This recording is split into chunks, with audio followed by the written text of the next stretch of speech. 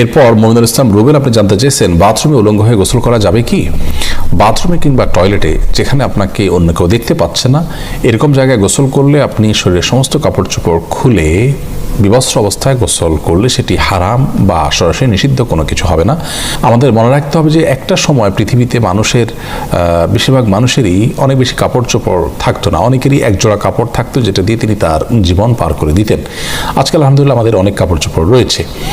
তো যার সামর্থ্য আছে এরকম অবস্থায় তিনি সকল কাপড় চোপড় খুলে গোসল করাটা তার জন্য অনুত্তম।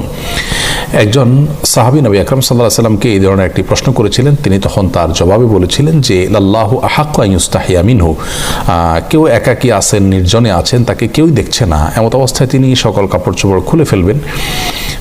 এই বিষয়টি অনুত্তম, কারণ আল্লাহ তাআলা তাকে দেখছেন, আল্লাহর প্রতি তার লাজ লজ্জা থাকা উচিত অন্তত।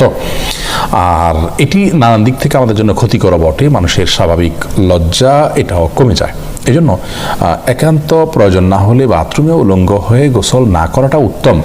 আমাদেরকে নবী আলাইহিস সালাম যে নির্দেশনা দিয়েছেন, বোঝা যায় নবী সাল্লাল্লাহু আলাইহি সাল্লাম প্রয়োজন ছাড়া বিবস্ত্র হওয়ার বিষয়টিকে পছন্দ করতেন না। তবে যদি কেউ বিবস্ত্র হন, তিনি একাকী আছেন, কেউ দেখছে না, তো সেটা তার জন্য হারাম হবে না। একটা হলো অনুত্তম আর একটা হারাম, দুটো দুই জিনিস, কিন্তু হারাম হবে না বিষয়ের কারণে, গুনাহ হবে না ওটার কারণে, কিন্তু অনুত্তম হলো একজন মুসলমান অনুত্তম কাজ থেকে বেঁচে থাকার চেষ্টা করবেন, কিন্তু প্রয়োজন হলে তিনি এটি করতে পারেন। অতএব গোসলের সময় অন্তত নাভি থেকে হাঁটু পর্যন্ত সতেরো জায়গাটুকু ঢেকে থাকে এরকম গামছা বা তোয়ালে বা লুঙ্গি অনেক কিছু পরনে থাকলে অবস্থায় গোসল করাটাই হলো ভালো।